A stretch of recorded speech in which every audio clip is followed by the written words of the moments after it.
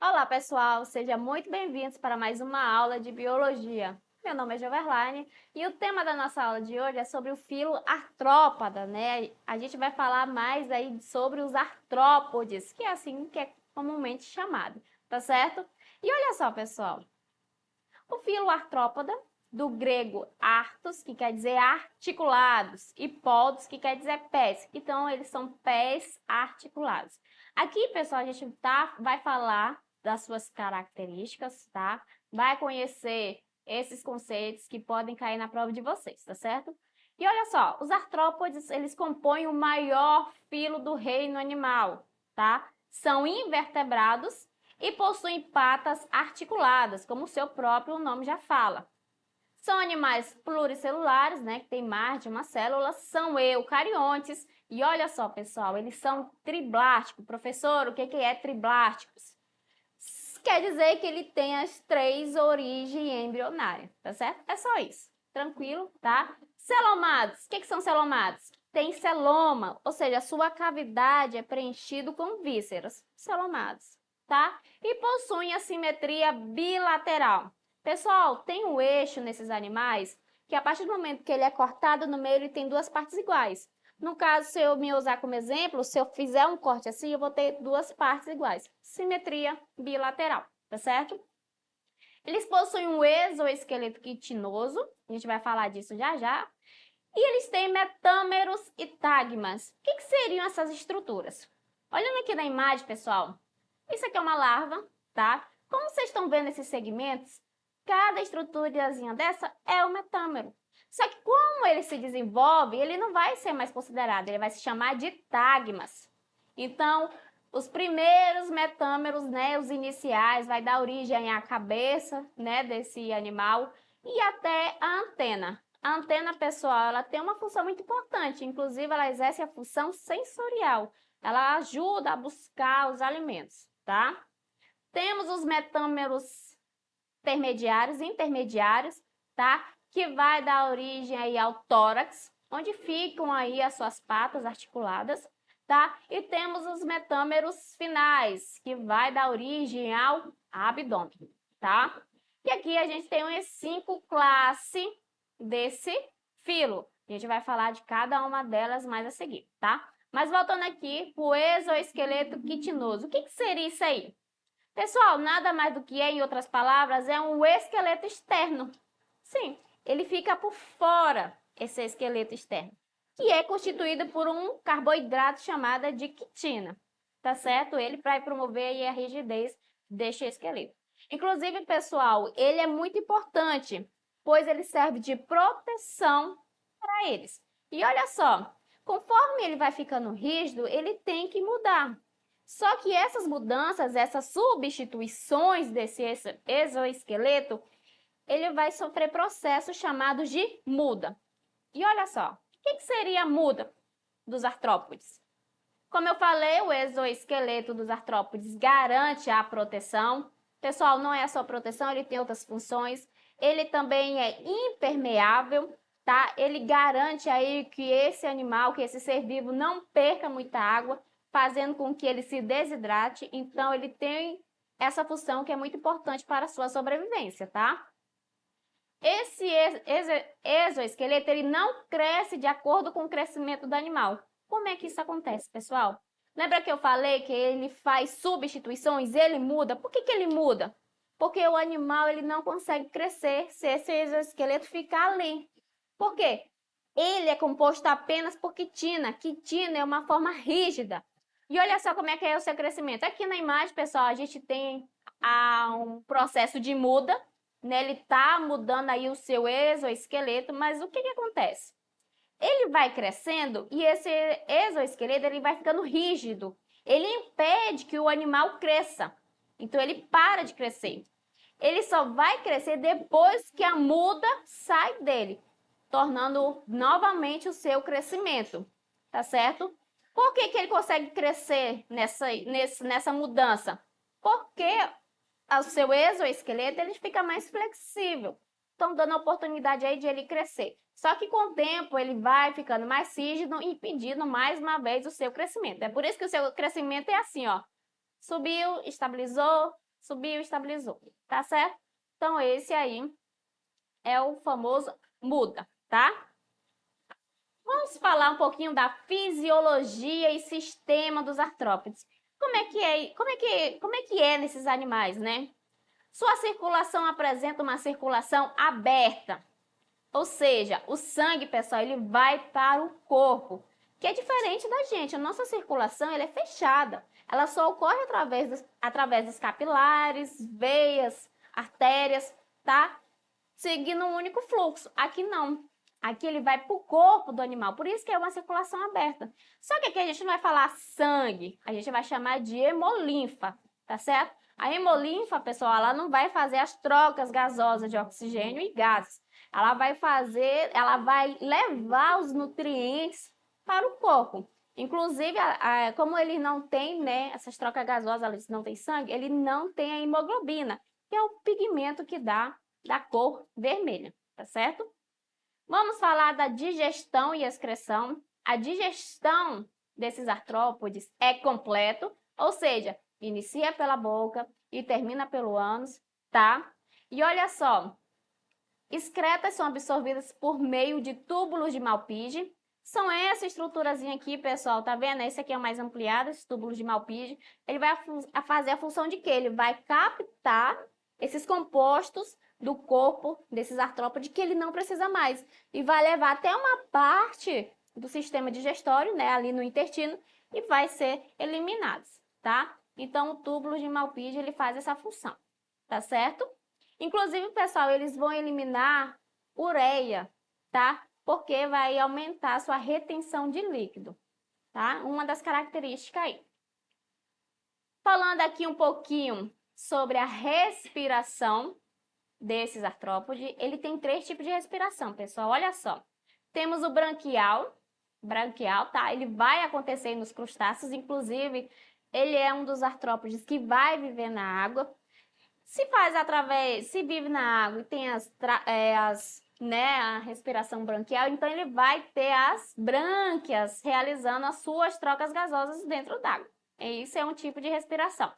Temos a traqueal. A traqueal, pessoal, são pequenos túbulos que são espalhados pelo corpo. É aqui que esses túbulos vão fazer, né, as trocas gasosas, no caso aí dos insetos, quilópodes, diplópodes, tá?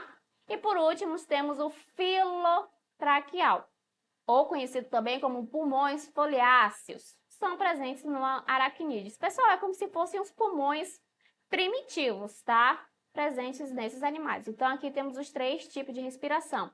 Caso caia aí na sua prova, você vai saber, tá? E continuando aqui. Como é que é a reprodução desses artrópodes? Primeiro, a maioria das espécies de artrópodes é dioica, ou seja, ele tem os 2 sexos, né? Tem o macho e tem a fêmea, normal. A fecundação é geralmente interna, com exceção dos crustáceos. Os crustáceos, pessoal, sua reprodução é através, né, sua forma externa, acontece desse jeito, tá? E olha só, o desenvolvimento, já falando do seu crescimento e desenvolvimento dos artrópodes, ele pode ser classificado de 2 formas. Com presença de larva ou com ausência de fase larval, tá certo? No primeiro caso aqui, a gente tem um desenvolvimento indireto. Por que é indireto, pessoal? Porque nessa fase vai acontecer a metamorfose. Cada fase da sua vida, ele vai mudar a sua característica. Por exemplo, aí uma borboleta, né? Ela tá mudando, ela tá sofrendo metamorfose. Então, ela é um desenvolvimento indireto. Por isso que ela tem a presença de larva, tá? Só que no crustáceo, a larva é chamada de náuplio, tá? E nos insetos que apresentam a fase larval, denominamos de metábolos. Inclusive, pessoal, metábolos quer dizer o quê? Que tem metamorfose. Só que esses metábolos, ele pode ser de 2 jeitos. Hemetábolos ou homolotábulos, tá? Que são o desenvolvimento, que é metamorfose completa e incompleta, tá certo?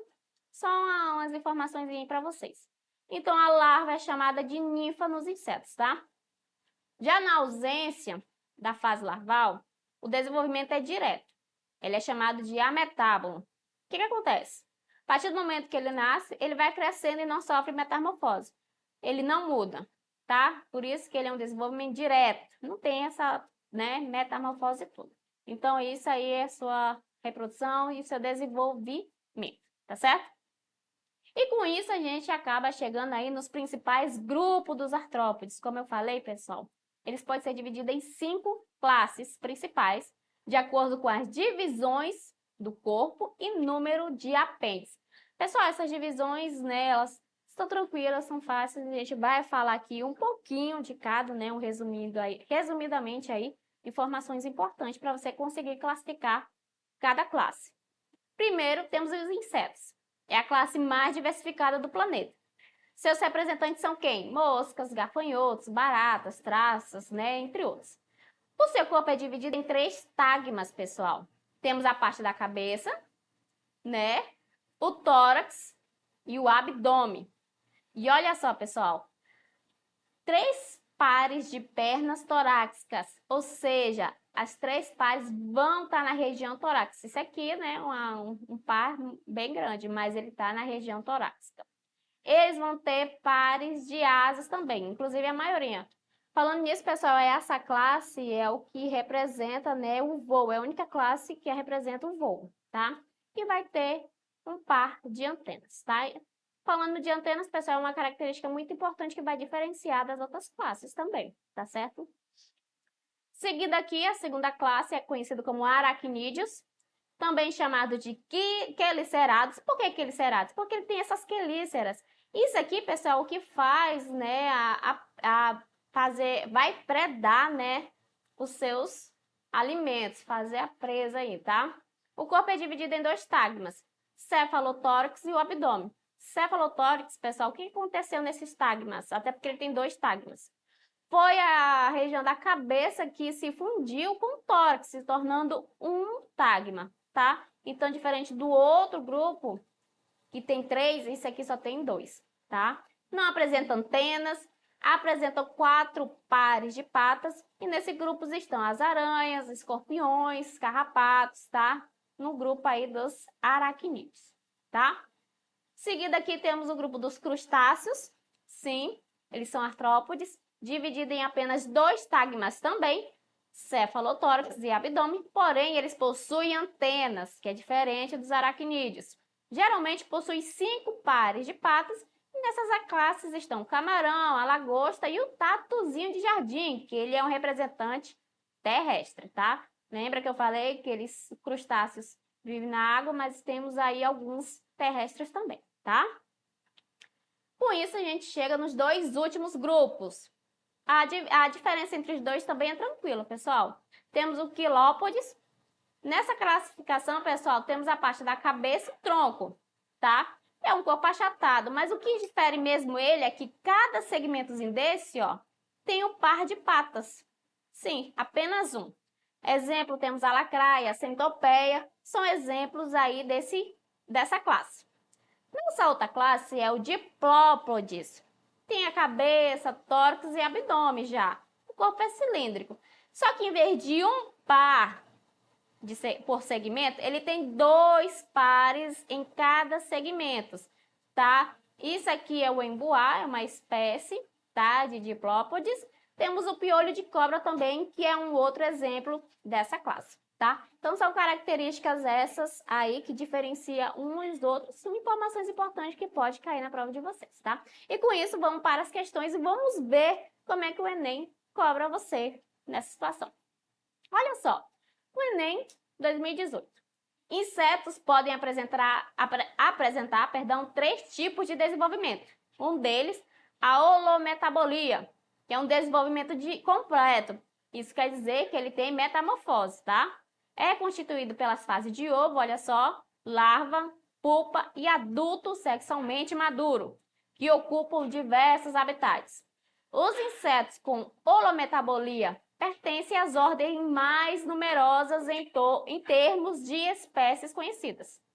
Esse tipo de desenvolvimento está relacionado a um maior número de espécies em razão de quê, pessoal? O que a sua metamorfose completa está te favorecendo? É isso que a questão está me perguntando. Alternativa A. Uma proteção na fase de pupa, favorecendo a sobrevivência de adultos férteis. Alternativa B. Produção de muitos ovos, larvas e pupas, aumentando o número de adultos. Alternativa C. Exploração de diferentes nichos, evitando a competição entre as fases da vida. Alternativa D. Ingestão de alimentos em todas as fases da vida, garantindo o surgimento do adulto. Alternativa E. A utilização do mesmo alimento em todas as fases, otimizando a nutrição do organismo. E aí, pessoal?